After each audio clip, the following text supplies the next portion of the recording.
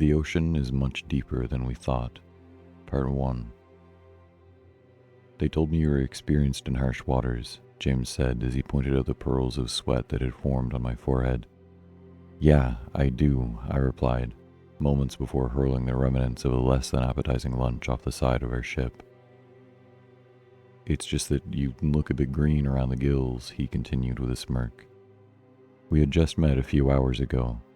I'd been airlifted to the USS Orion, a sea lift handling abyssal transport capsules for a classified project conducted by the United States Navy. I guess they failed to mention that I'm much better underwater, in submarines, I shot back. Considering the circumstances, his casual demeanor left an uncomfortable atmosphere among the workers. They all knew what my visit entailed, but, just like myself, we were scant with information. All I knew was that there might be a contagious infection at the bottom of the ocean, and my job was to either disprove it or confine the entire crew aboard the station. As soon as we were positioned securely on top of the Tonga Trench, we were rushed into a transport capsule, a minuscule vertical submarine designed simply to take us to the base of the ocean floor, 20,000 feet below us, Talos. I entered the sub feeling excited while also dreading the return to the deep blue. It had been 10 years since serving as a hospital corpsman, one of the few actually stationed aboard a submarine. Over the years, I had clearly lost the natural sense I once had for the ocean, yet I longed desperately for it. Whenever you're ready, Doc, one of the crew members said, impatiently waiting to drop us into the abyss. I raised my thumb. As ready as I'll ever be. Go ahead. 10 feet. The twilight zone. The impact with the ocean lightly shook the capsule. As we submerged, my nausea quickly diminished and a sense of peace washed over my mind. I was back. Outside the window, a few curious fish accompanied our journey downwards, various sea life attracted by the cargo ship following to see us off. James piloted the miniature sub. Having done the trip 1,000 times before, it wasn't anything new to him. Myself, I had never been below 2,000 feet, and never had I been able to look out the window and admire the mostly unexplored blue world. 3,300 feet, the midnight zone. As we sank deeper towards the abyss, the last stray rays of sunshine vanished. We had left the realm of sunshine and mankind, all in favor for the domain of darkness. First time in the abyss, right? James asked after a long bout of silence. Yeah, served aboard a submarine for a few years, but they never go very deep. This is something else. He smiled at me. Well, you're in for a treat then. We're going all the way down. Talos sits right at the edge of the trench, ain't nothing quite like it. Any sea life once curious about our sub had long since retreated towards brighter areas. The rapidly increasing pressure had proven hostile to most, but some resilient creatures had found a way to thrive in places once thought to be lifeless, the miracles of the ocean. Within an hour we had reached a depth of 10,000 feet. Beyond the 15-inch glass pane separating us from certain death lied nothing but everlasting darkness. For all we knew, the two of us could have been all that existed in the void, if not for the sound of the outer hull settling under the pressure, a constant reminder about the vastness of the ocean. To distract myself from the unsettling creaking sound, I asked James the only thing I could think about. Why don't you tell me more about what happened down there? James had acted casual that far, but my question quickly changed his nonchalant expression to a frown. They briefed you on the surface, didn't they? Of course, but then that'll have to do, he said firmly. 13,100 feet, the abyssal zone. The world outside hypnotized me. Staring so far into nothing, knowing there could be a full world only a couple of feet before you was bizarre. I'd never experienced true darkness until that day, and to think a good portion of Earth's life had existed within it for millions of years terrified me. When I served aboard the USS Cadicia, my captain explained why they didn't put windows on submarines. He told us stories about shipmates going crazy after years at sea, that the isolation or distance from the mainland never bothered any of them. He firmly believed that staring into the ocean and pondering its secrets was what truly drove men from their sanity. And to combat this, they never put windows on their vessels. Though it was clearly a tale he made up, seeing what truly lies beyond the surface brought back these memories. Maybe he was right after all. My sinister thoughts were interrupted by a dim light appearing in the distance. A red dot dancing blissfully up and down, getting close to our little sub. It was a jellyfish. "Would you look at that?" James said as he pointed out the little creature, so fragile yet defying the deep-sea pressure. Another light joined in, then a few more, and before long a symphony of pulsating crimson lights formed around our capsule, welcoming us with the warmth of 1,000 stars, making up their own little galaxy thousands of feet below the surface. It was the most magnificent thing I'd ever seen, a bloom of jellyfish happily existing in such hostile conditions. I couldn't help but feel impressed. "They're called Atolla jellyfish," James stated. "They don't usually venture this far down, but there's something about this place that seems to attract them. I usually see a few on my journeys down here, but nothing anything like this." I just nodded in response, too mesmerized by the sight to notice what he said. But as quickly as they appeared, they vanished, once more leaving us in absolute darkness. "Listen, Doc, I'm sorry about the outburst earlier," James said. I turned towards him, turning my back to the darkness for the first time. It made me feel vulnerable. "You gotta understand, this ain't something we usually deal with, and Mike, well, I've known him most of my life. I know how much this sucks, believe me. I'm just trying to get as much info as possible for all our sakes," I said. "Yeah, well, there's nothing I could tell you anyway. The airlock has been on lockdown for the past 2 days, and we've been under strict orders not to open it until you deem it safe to do so." I didn't ask any further questions. I dealt with contagions ever since leaving the Navy, and 90% of the time they were simple overreactions. 19,700 feet. The ocean basin. For the first time since we left the ship, the radio came to life, emitting a static sound, one that slowly took the shape of a man's voice. "James, can you hear me?" the voice asked. "Loud and clear, Captain. I've got our man from the CDC with me as well. We're just about ready to dock." "Great, the crew is getting impatient. The radio started breaking up. "Ah, damn, the radio is... Dock at Section A, don't..." It shut off completely. "Welcome to the Abyssal Zone," James said. "The radio has been acting strange lately. Imagine giving us a state-of-the-art station, but comms from the last millennium." Through the window, we could see a massive dome lit up by hundreds of lights. 3 paths stretched from its center, each lit up by different colors, making sectors A, B, and C. There was something else lit up by the station's light. At first, just obscured figures leaving shadows in the sand, but as we got closer, I realized they were fish. Hundreds, if not thousands, of dead sea creatures littering the ocean bed, their corpses mangled from the intense pressure. "Christ, what the hell is up with the fish?" I asked, horrified. "Same as the Atolla. Something attracts them down here. They swim until their bodies break under the pressure, then they just sink." "What could possibly do that?" "There are a few theories, but from what we can tell, it's a sound that we periodically hear from the trench." The docking process in itself took quite some time. The outer hull had changed ever so slightly due to the high pressure, just enough so that fitting into the station proved a challenge. As the doors finally opened, I stumbled outside the capsule, greeted by 3 of the crew members aboard. "You're the doctor, right?" the oldest of them asked. "That's correct," I said as he reached out his hand to introduce himself. "The name's Robert Lewis. I'm the captain assigned to Talos," he said as he shook my hand. "Thank you for coming this far. I know it's not the most pleasant journey." He seemed polite enough, though clearly sleep-deprived, with bloodshot eyes and greasy hair.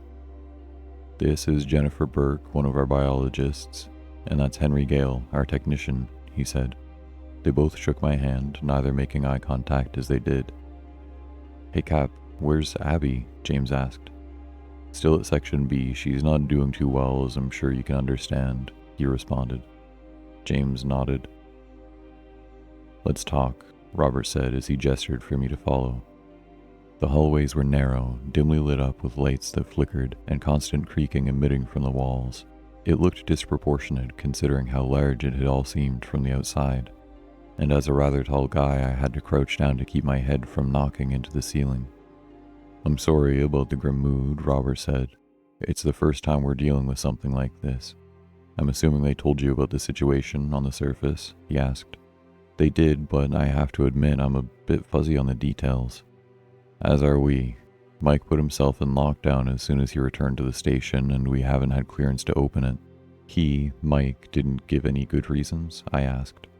"He never got the chance. He fell over dead the second he hit the button." Robert led us into the central dome. In contrast to the hallways, it was a pleasant surprise. A large living space filled with furniture and personal effects. Had I not known better, I could have believed we were still on the surface. Mike discovered some microorganisms down in the trench. A new type of parasite, he said. He claimed they were able to withstand any amount of pressure, which isn't a surprise down here, but he also explained that they were completely unaffected by rapid changes in environment, Robert said as we headed inside an office. "Did he believe it was contagious?" I asked. Seeing as he was our microbiologist, I can't really come up with another fathomable conclusion. Needless to say, we destroyed all the samples, but we still don't know why he put himself into lockdown. Robert sighed. But that's not the strangest thing. I waited patiently for him to continue while he tried to form words he clearly had trouble believing himself. "We lost him down in the trench for 3 entire days. The tracking system failed and the comms went down. We did whatever we could, but it was futile. Even if we had found him, he only had enough oxygen for 10 hours. So, unfortunately, we presumed he had died. Then, out of nowhere, his tracker reappeared on our systems, showing that he was moving back up to the Tonga elevator. And though he never responded to any of our attempts at contacting him, he was clearly alive." "How?" "It's impossible, yet it happened. Once we let him into the station, he simply locked it down and fell over dead on the ground." Before Robert could continue, the technician walked into the office. "When you examine him, be careful not to damage the EMP suit. It's hardly the time, Henry," Robert commanded, glaring at him. "I'm just saying, this is a billion-dollar project. Why don't you go to get equipment for our doctor here?" Robert demanded, getting more agitated by the minute. "Look, Captain, if you would just let me go into the airlock, I could take all necessary precautions." "Absolutely not. Do you think headquarters would have sent the damn CDC if they thought we could handle it? For Christ's sake, Henry, know your limits." The technician left and quickly returned with a modified hazmat suit and some surgical supplies. We moved on towards Section B. Unlike the hallways we had traversed before, these were large and well lit up. As we arrived at the airlock, we found Abby standing before the glass door, staring longingly at Mike's lifeless body. "Abby," Robert said. I know it's time," she responded as she turned around. "Oh, are you the doctor?" she asked, her eyes red and voice trembling. I nodded. "You'll figure out what did this to him, won't you? I just don't understand." "Abby, why don't you come with me while they work?" Robert said. "You don't need to see this." As Robert led her back into the central dome, Henry started unpacking the cart of medical supplies, including isolation drapes and a hazmat suit. "All right, I'm going to guide you through this. No need to mess up a perfectly good EMP suit," Henry said. "What does EMP mean, anyway?" I asked. "Exoskeletal pressure modulator," Henry said, as if it was the most obvious thing in the world. James and Jennifer helped me seal the hazmat suit, while Henry hung up the isolation drapes. I stepped through while Jennifer entered a code behind me to open the airlock. My ears popped as they sealed the door shut behind me. Both the drapes and airlock were transparent, meaning they could observe everything I did, in addition to a mounted camera on my shoulder for closer view displayed on a monitor on the other side. Just by the control panel, Mike lied dead, wearing a massive black suit looking more like a robotic piece of machinery than diver's gear. There were several cables and hooks hanging from the ceiling, and just turning him over was a massive task as he weighed about half a ton wearing the suit. His face was pale as sheet, with thin streaks of blood pouring from every available orifice. The eyes were red from conjunctival bleeding. completely ridding them of any white. "I'm ready," I said. "Alright, the first thing you need to do is simply inspect the suit. Look for any breaches in the integrity. It shouldn't be possible, but the unlikely event that something broke through, a self-healing mesh should have formed. It looks kind of gray." I looked over every inch of his suit from top to bottom. "There, his feet," Henry yelled. Sure enough, there was a patch of gray that stood out from the matte black metal covering the rest of him. "Something actually perforated his suit," Henry said, surprised. I got closer, giving them a better view on the monitor. "Clearly the puncture wasn't what killed him, though," he added. I had to agree with that assessment. Any breach not sealed off within a nanosecond would immediately crush him, but it seemed the mesh had replaced whatever penetrated the suit at the same time it was removed. Next, attach the cables to his shoulders. They're color-coded, so it should be easy enough. I attached the cables as instructed, which caused the suit to light up and start unhinging. The front of the suit popped open, revealing Mark's completely mangled body. "What the hell?" James asked. "That's not pressure damage," Henry responded. Mike's ribs were broken outwards, though they had not torn apart his flesh. His chest seemed to have expanded to almost twice its normal size. I continued to remove the helmet, pulling it off of his head. I looked into his eyes for a brief moment, baffled as to what could have caused his internal organs to essentially explode. For the briefest of moments, it seemed like his eyes moved to meet my gaze. "Did you just see that?" I asked. No one said a word. We all just stared at Mike, waiting for something to happen. His eyes moved again, darting in random directions as he started gargling, violently contracting his chest. "Oh God, he's still alive," Jennifer asked. He opened his mouth, letting thousands of massive worms pour out onto the floor. They immediately crawled in every direction, up the walls, onto the ceiling, desperately searching for a way out. Mike continued to spew more slimy worms. His mouth tore open in the process, leaving his jaw completely unhinged before falling off. Once all the worms seemed to have exited his corpse, his chest tore open, revealing even larger worms. It quickly became apparent that all his organs had been consumed, replaced with the disgusting creatures. Some of them started clinging to my suit as I swatted at them in panic. None of the others knew what to do. They could only stare at me, flailing around. As the worms touched each other, their flesh temporarily fused, forming longer versions of themselves, growing in size and then breaking off again. They wrapped around my arms and legs. I begged for someone to help me, but what could they do? "Hang in there," Henry yelled as he fumbled with the panel for the airlock. Within seconds, a few small taps emerged from the ceiling, spewing what I could only assume was liquid nitrogen. Whatever it was, the worms froze in place, freezing to the point where I could break them into tiny pieces. It only took a moment, but all the worms had been killed off, and though my suit had partially protected me from the cold, I collapsed, exhausted and shivering, onto the ground. "Get me the fuck out of here," I demanded, knowing full well that they couldn't do that until I had dealt with the infestation. Robert had just returned in time to see what the commotion was about, and upon seeing what remained of Mike lying torn to pieces on the ground, he stopped in his tracks. After a minute of catching my breath, I got some sense back. With some morbid sense of humor and functioning on autopilot, I turned towards Henry. "Sorry, but the suit isn't going to be salvaged. We're ejecting the whole fucking airlock as soon as I get out of here." Henry turned to Robert, pleading for him to make me reconsider, despite what we had all just witnessed, but Robert took my side. After removing the recording unit from the EMP suit, I packed the entire thing into an easily ejectable container, while making sure that no worms remained on my suit.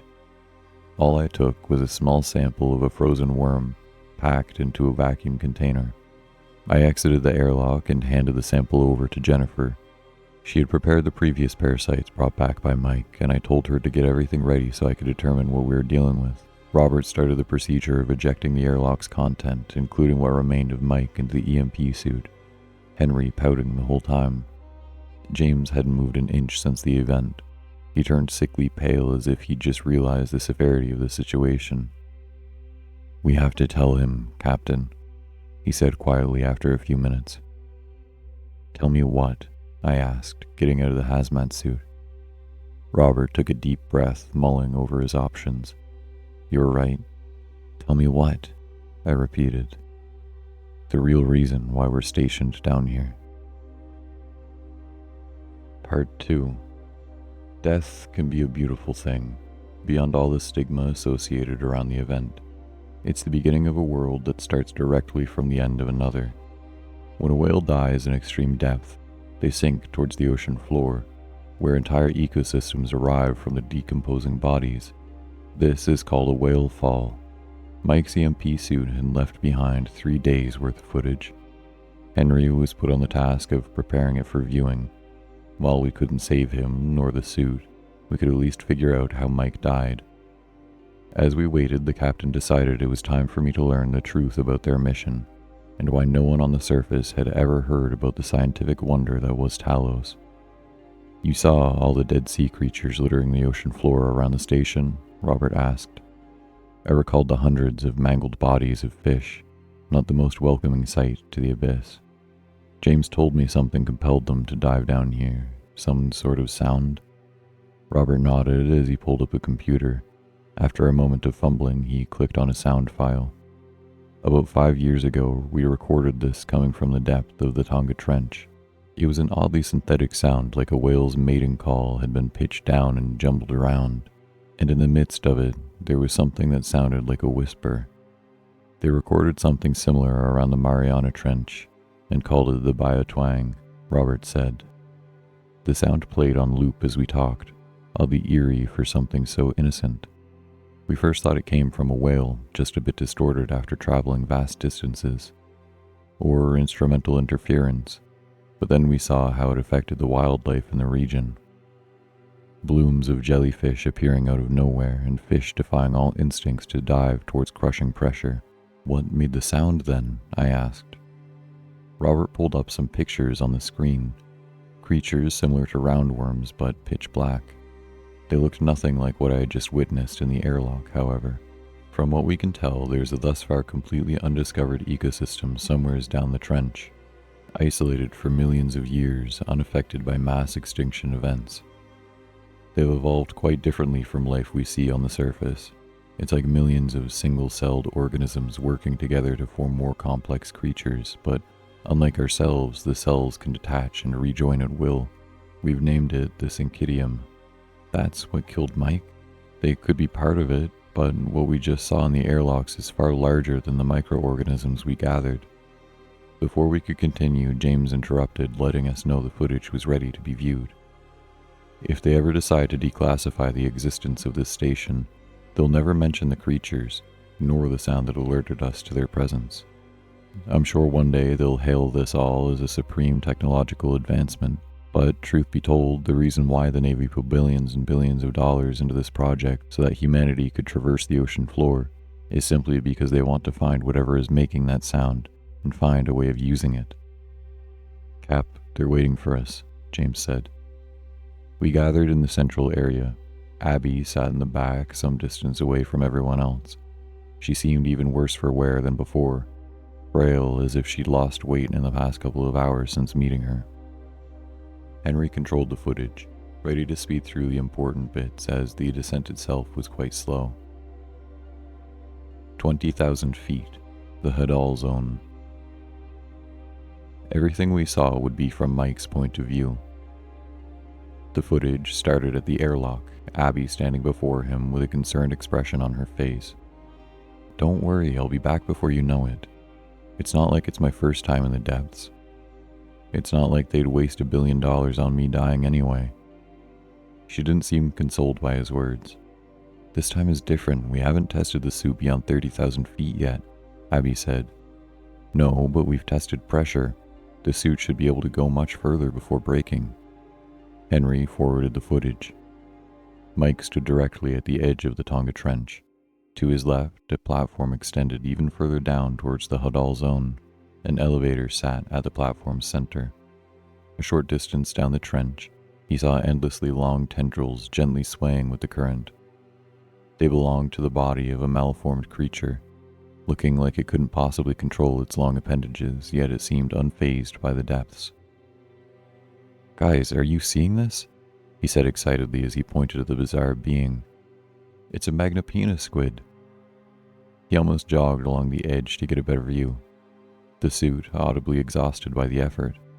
"Don't put too much strain on the suit," Henry interjected over the radio. "It'll be fine. What else did they pay for?" Mike asked. As he got closer to the squid, another popped up behind it, one with even longer appendages. Damn, I never thought I'd see one up close. "Stop messing around and get to the elevator," Henry demanded. "Fine, let's not enjoy our jobs then," Mike responded. He boarded the elevator and strapped himself in. The journey would take him another 15,000 feet into the abyss. It was a loud, sturdy piece of machinery, able to withstand the immense pressure of the dreaded Hadal zone. Mike himself would control the speed of the descent, only handing over control to Henry should something happen. Not long after the descent started, Mike stalled the elevator. "The suit is making weird noises," he said. "That's normal. It's adjusting to the pressure change. We told you that would happen the deeper you got." Henry explained with an annoyed tone. "Yeah, I know, but you'll be fine." 20,000 feet. Once more, Mike stopped the elevator, directing his gaze at an edge sticking out from the cliffside. On it lay the corpse of a bowhead whale, almost half a planet away from its natural habitat. The whale had been partially hollowed out, riddled with deep-sea eels and tiny eyeless fish, an entire ecosystem thriving from its death. "How did that whale get here?" Mike asked. "It died like all the other creatures down here," Henry said. "Yeah, but it's a bowhead. At least I think it is. Don't they live around the Arctic?" Henry sighed. "Just continue the descent." 35,433 feet. Horizon deep. The elevator reached the bottom of the trench after about an hour, allowing Mike to finally unbuckle himself from the seat. He grabbed a box of beacons to allow the next person to easier navigate the area. After stepping off the platform and getting away from its bright lights, it became abundantly clear that the bottom of the ocean was far from empty, and that entire bed was covered in previously undiscovered life. Millions of fungal-like plants covering the floor, and transparent fat shrimps swimming between, apparently feeding off of them. On the cliff wall itself, thousands of bioluminescent plants extended, just a stalk with a blue bulb bending in the direction of Mike's movement. It was hauntingly beautiful, looking as alien as anything from another planet. He continued along the cliffside, putting down a beacon every 100 feet or so. "I half expected this place to be horrible," Mike said. "You know, being named after the god of the underworld and all." No one responded to his comment. "Guys, you can still hear me, right?" "Yes, Mike, we can hear you," Henry said. "We're here to work, not make stupid quips." "Has anyone ever told you how much better life can be if you at least try to enjoy it? Henry, stop being such a killjoy. We're making history down here." Henry didn't respond. "How about you hand Abby the radio? Hell, I'd rather just listen to the captain ramble about protocol going on and on." Mike stopped dead in his tracks, reaching the end of the cliff. Before him was a steep fall, leading down to an endless chasm of darkness. "Henry, are you sure the elevator took me all the way down the trench?" he asked as he stared into the abyss. "Yes, you're at 35,000 feet. Well, it's just that I'm standing at the edge of a cliff, and this is clearly not the bottom of the ocean." "That's impossible. We surveyed the entire area with sonar." "Well, I'm telling you." The ground beneath Mike crumbled to pieces. He slid off the edge of the cliff and dove further into the deep. The darkness now surrounding him was absolute. Nothing could possibly help him orient himself as he fell. To fall in the ocean was a much slower process, giving him time to think what kind of fate awaited him as he sunk to depths. Giving him time to think about what kind of fate awaited him as he sunk to depths never before known by mankind. He called out for his crew members, while desperately clawing at the cliff, but even with the suit, he was unable to slow his descent.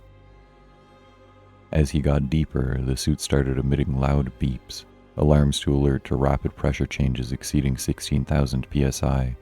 But before he could even react, he hit the ground hard. Mike fell silent, passed out from the impact. Unknown depth. The void. Minutes after landing at unknown depths, Mike awoke to the sound of his suit beeping. The suit had held its ground and was starting to adjust to new pressures. The manometer was broken, and with his tracking device malfunctioning, we could only try to guess how far he'd fallen. Mike grunted as he got to his feet. taking some time to figure out what happened. "Henry, are you there?" he finally said. No response. "Captain, anyone?" Apart from a few malfunctioning instruments, most of the suit seemed intact, yet no contact could be made with the base. Everything past that point would be after the comms went down, and we all patiently awaited to learn of Mike's fate.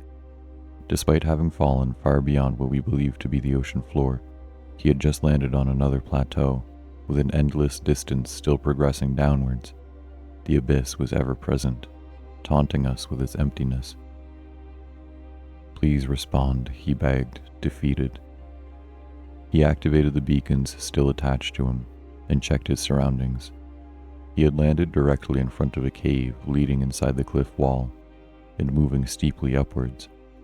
While protocol strictly dictated to wait for rescue in these situations, we could hear gargled sound emitting from the cave. Whatever it was, it compelled Mike to decide to check out the cave. The walls inside were perfectly smooth, an impossible formation of rocks reflecting the bright light shining from the EMP suit, lighting up the cave as far as it stretched. Mike stared at the shiny walls for a moment, adjusting the light. They seemed smooth at an angle, but when light was pointed directly at them, it uncovered bizarre patterns like symbols not corresponding to any known language. While he studied the symbols, a loud sound shook through the cave, almost sweeping Mike off his feet. It sounded similar to the biotwang, but with slight differences. The rhythm had changed. It seemed to put Mike further into a trance, and he diligently followed the source, ignoring any chance of rescue the further in he went. The cave led to a much larger cavern, extending beyond the reach of any light source he had available. Unlike the tunnel, these walls weren't smooth, but covered in millions of tiny holes, each perfectly round, each identical to the last. Upon closer inspection, the holes weren't empty, but filled with worms, just like the ones we'd seen spew out of his body inside the airlock. They wriggled into reach for Mike as he walked through the cavern, pulled towards the sound in the distance, getting louder with each passing step.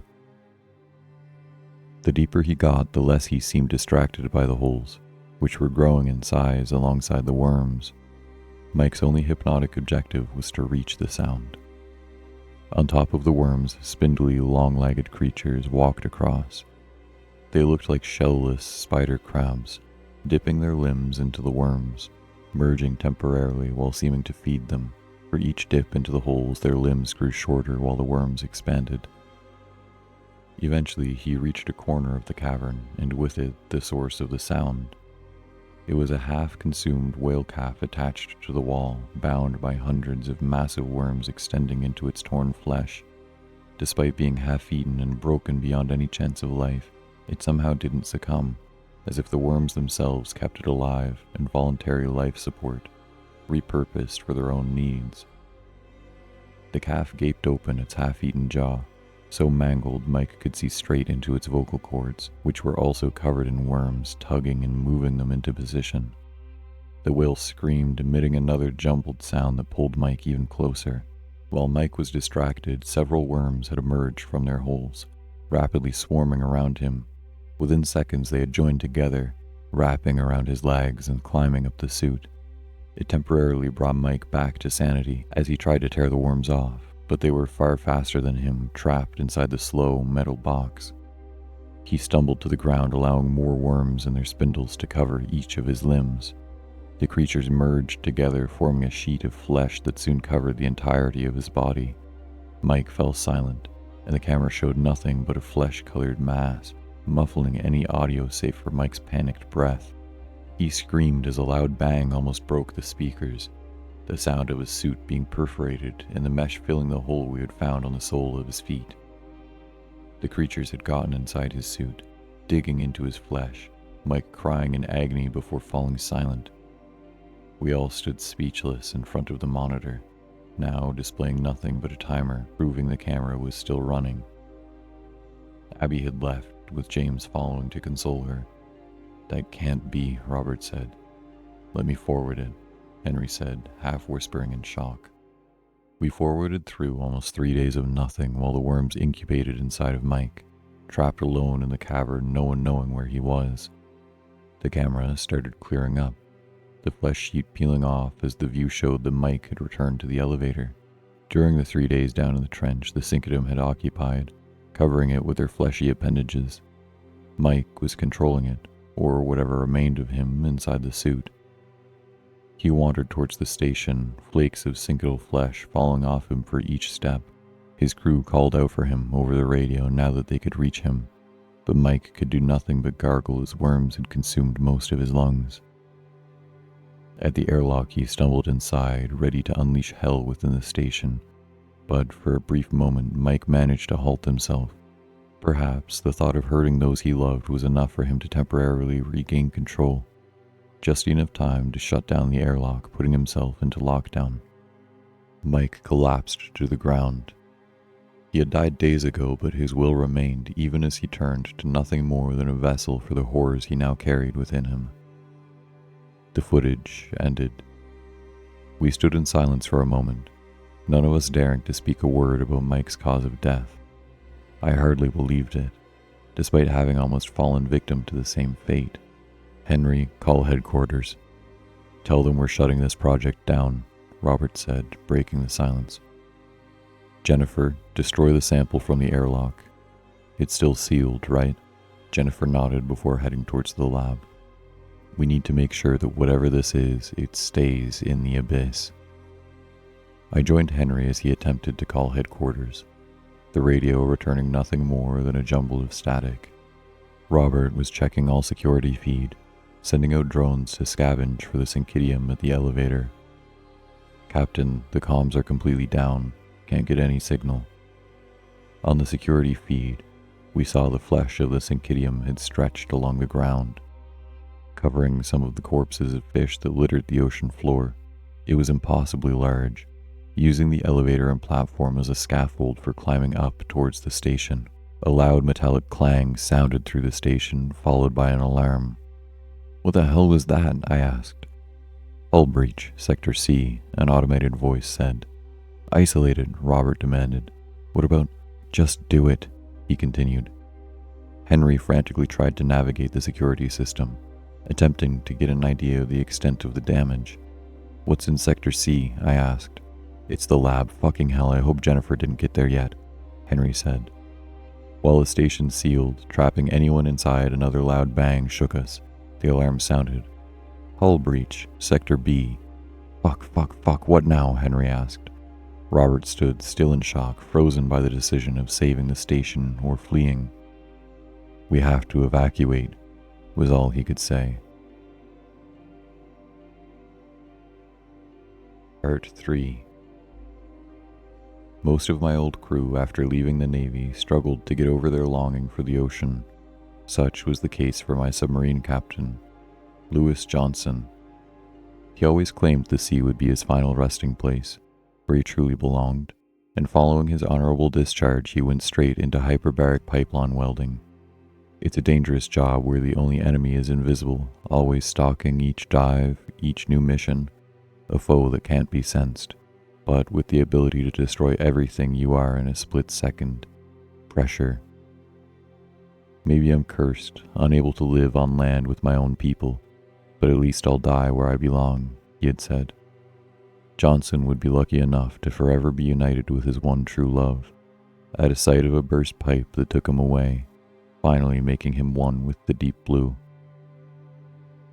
It's funny how the brain operates as everything around you is falling to pieces, far beyond your own control. Once there's nothing left you can do, the mind turns to a place of safety, fond memories from a time long since past. For me, those memories belonged to my time of service, to my old captain and crew. It wasn't an easy time, but it was filled with purpose, with my problems solely confined to the ocean. When Robert yelled at me to get my ass in gear, I finally snapped back to reality. "Doc, come on, we've got to get the hell out of here," he shouted. James returned to the central dome alongside Abby. They had heard the alarms, but hadn't the faintest idea about what had occurred during their brief absence. "Get to Section A, there are still 2 transport capsules. Get number 05 ready for departure and wait for me," Robert said. "Cap, what are you going to do?" James asked. "Jennifer is in lockdown, I'm getting her out." "What if the creatures got inside?" Abby asked. Robert thought for a moment before handing her a walkie. "If you don't hear from me in 15, just leave," he ordered. The station shook as another hole was torn through one of the sections. My ears popped from the shockwave. "I'm coming with you," James said. "You're not facing them alone." "No, we need you to pilot the transport capsule. If you get hurt, we're stuck down here." It wasn't a valid excuse. They all knew fully well that the submarine was easy enough for any of the crew members to maneuver. But Robert refused to risk any more lives, and would use whatever reason he could come up with. "Cap, please." "That's an order. Get out of here now." They hesitantly agreed and started leaving. "I'll join you then.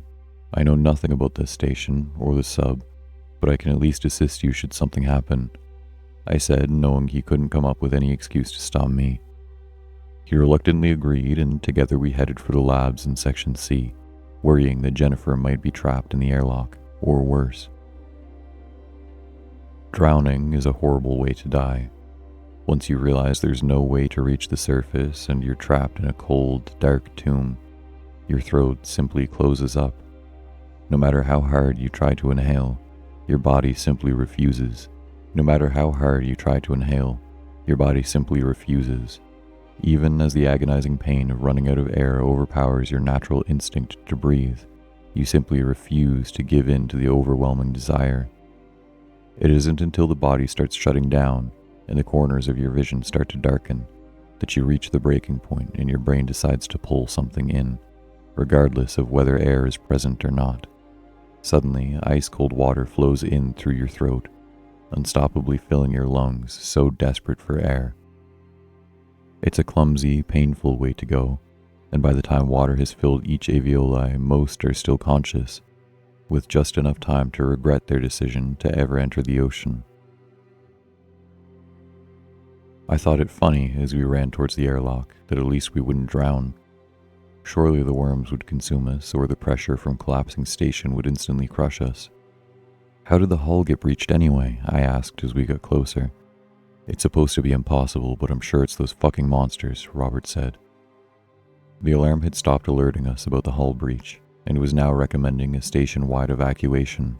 "Warning, hull integrity severely compromised. All crew report to designated docking stations," it said.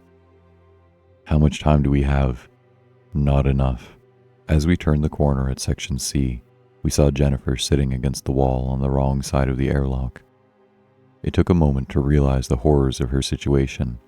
We saw her legs fused with the flesh of the syncytium. They had started eating away at her lower body, digging their way through her flesh and rapidly replacing her organs with their own meat. Despite all this, she remained conscious.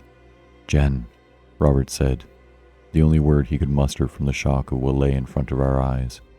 She slowly turned her head toward us, with her eyes red from hemorrhaging as worms had consumed her insides. "Captain, is that you?" she said, weakly, blind from blood filling the inside of her eyes. "I'm here, Jen." "I guess the sample wasn't dead after all," she joked with a hoarse voice as she coughed up what could only be a mixture of blood and lung parenchyma. "Maybe tell the doc to double-check these things in the future." "He's here with me now," Robert explained. "I'm so sorry, Jen, but I know there's nothing left to do. I guess this is just it then." She coughed up, violently spewing out pieces of her lung and worms. "Don't worry, Captain. It's not your fault that a monster from the abyss crawled its way up to destroy us," she said, voice cracking as she writhed in agony. I looked over at Robert. He looked horrified but couldn't take his eyes off of her. "It really hurts. Please, eject the section," she cried. "I just want it to be over." Robert nodded, forgetting that she couldn't see him. I went over to the control panel. It was fairly easy to use, especially after having witnessed Henry mess with it before. All I needed was the passcode. I thought it wouldn't be right to let Robert essentially execute her himself. "I'll do it," I assured him. "Rob," Jennifer said. "Yes." "Don't let these fuckers get to the surface. Promise me that much." "I promise." Her abdomen started bulging out. She screamed in pain as the worms started tearing her open. "Captain, the code," I asked. He told me the numbers and I input them without hesitating. Years of watching people suffer a prolonged death, knowing that we could do nothing but pointlessly extend their lives, had desensitized me to pulling the plug. Immediately, hatches opened up on the walls. An alarm sounded as water started pouring in. But since the hull had been partially breached, they quickly collapsed in on themselves. Within a few seconds, Jennifer had died. "Let's get out of here," Robert said. We ran back towards the central area. We had to traverse the entire station to get towards Section A. It was the only remaining escape, but as we got to the offices, we could hear something moving within the walls, knocking their way through the pipes. "The pumps," Robert yelled. "They're getting in through the fucking pumps." Talos's pumps were ancient machinery compared to the rest of the station. As the dome was inserted, they needed to move tons of water outside against the immense pressure, but after finishing the station, they had been long since forgotten, left inside the walls while they installed more permanent solutions. Before we could react, the walls broke open, and the syncytium poured itself in through the walls, taking the shape of malformed flesh extending rapidly along the walls. We were cut off from our escape, with only the office available as temporary refuge from the oncoming swarm of worms and flow of flesh. But our safe haven would quickly become nothing more than another prison to extend our survival. "It won't hold them for long," Robert said. "What now?" Robert went straight for his desk, pulling out a pistol from the top drawer. "You brought a gun to the bottom of the ocean?" I asked. "You didn't?" he shot back.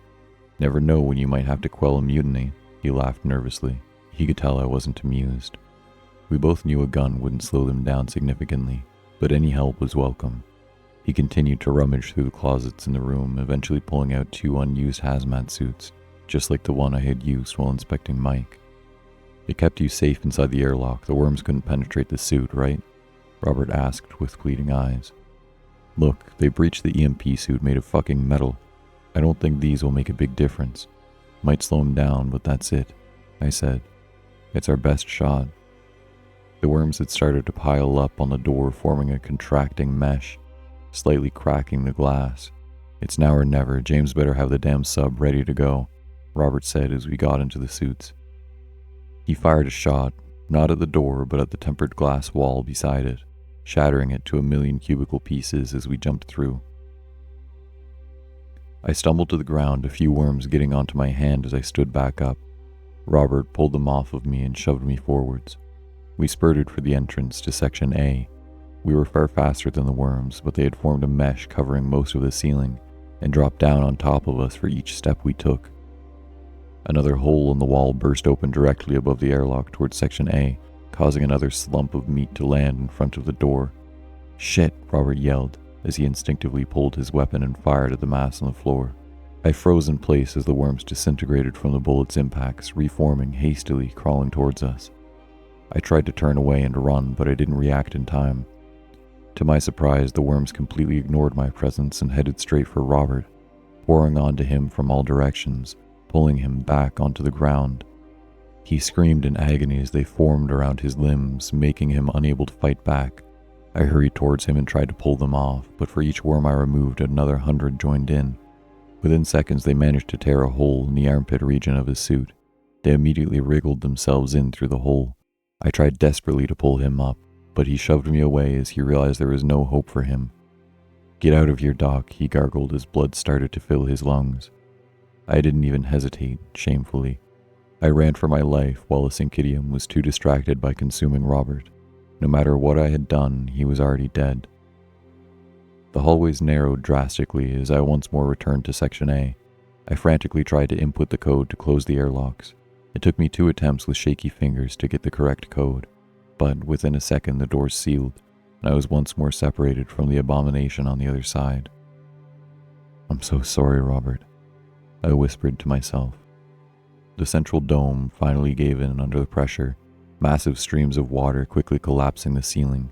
The station fell apart, and the central power was annihilated under the flood.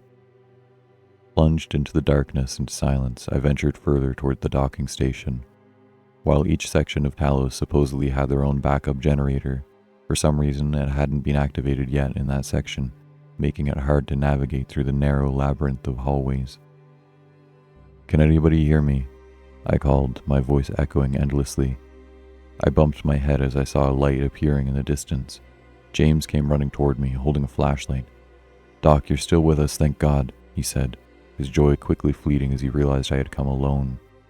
"What happened? Where's Jen and the captain?" I just shook my head in response. No words could convey what happened in the dome, and their absence proved enough about their unfortunate outcome of our futile escape attempt. "No time to worry about that now. We need to get out of here. The capsule is just about ready to leave for the surface. We only need Henry to figure out how to get the power back." When we arrived at the docking station, I was relieved by the increase in ceiling height, if only ever so slightly. Henry was busy at work on the control panel, trying to figure out what had cut the power from the backup generator, Abby standing behind him with a flashlight. "God damn it," he yelled. "Something has torn away the backup generator, not sure how, but I'm sure I know what. Fucking abyssal demon spawn." He sighed. "Between the lack of power and the damaged hull, the sub can't release from the station. Essentially, we're stranded here." None of us spoke a word, trapped in a tin can 20,000 feet below the surface with no transport. After what felt like an eternity, Henry finally broke the silence. "They're all great ideas, but that won't work," he said sarcastically in response to our lack of solutions. "Well, do you have any ideas then, genius?" Abby asked. Henry sighed. "As a matter of fact, I do." He walked into the capsule and started messing around with the electronics, eventually pulling off one of the panels. "There are 3 batteries powering this sub. The way I see it, I could take one out and it should still have enough power to get you all to the surface." "Us?" James asked. "I need to connect this battery to the airlock," he continued as he pulled one from the capsule. "Then I'll override the door. It'll blow open from the pressure and the resulting wave of water should forcefully eject the sub." "What about you?" Abby asked. "Well, someone has to stay behind to follow through on this plan." "Let me do it then," James interjected. "No, you idiot. One wrong connection and the door fries, locking forever. I'm the only one with the expertise. There has to be another way." "There isn't. Trust me." James and I looked at each other, both wanting to speak up but neither able to come up with an alternative solution. Henry went back to the transport capsule and sealed the panels shut again. "I wish you were all smarter. Maybe one of you could have stayed behind," he said as sarcastically as ever, but for the first time with the slightest smirk on his face. "Thank you," I said. "Yeah, well, time for you to go," he said as he shut the door to the capsule. We watched as Henry walked away for the last time, ready to face his fate. An asshole to the bitter end, but one with a kind heart. Like his other perished crewmates, he would forever remain at the ocean basin, never again witnessing sunlight. Time went on forever while we waited for the wave of water that might just as likely crush us in an instant. But with a ton of luck, we'd be ejected out from the station, and from there we could reach the surface. It would be the most violent takeoff in the station's history, but also the last. Minutes later, we heard the sound of the airlock opening before shattering to pieces under the immense pressure of exploding water and Cinquedo flesh. It only took about 10 seconds for the wave to hit us, and we shoot from the Talos. The hallway behind us falling apart as we did. It hit us hard and roughed us up a bit, but we survived. James took control of the vessel and didn't hesitate to start ascending towards the surface.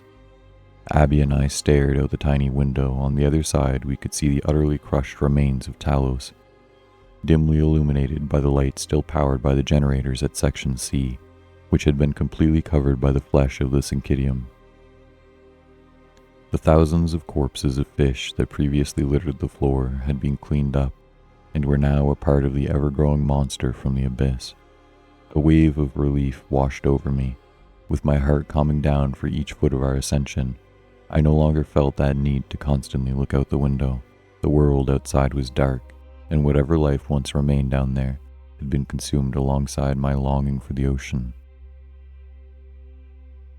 Once we reached the depth of 5,000 feet, in the middle of the midnight zone, we managed to establish contact with the USS Orion and called for an emergency evacuation.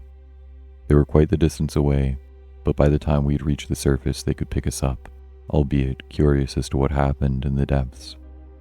At 3,000 feet, the first rays of daylight greeted us with the warmth of the sun. The ocean started filling up with peaceful life, fish thriving in the waters, completely ignorant to the horrors that existed directly below them.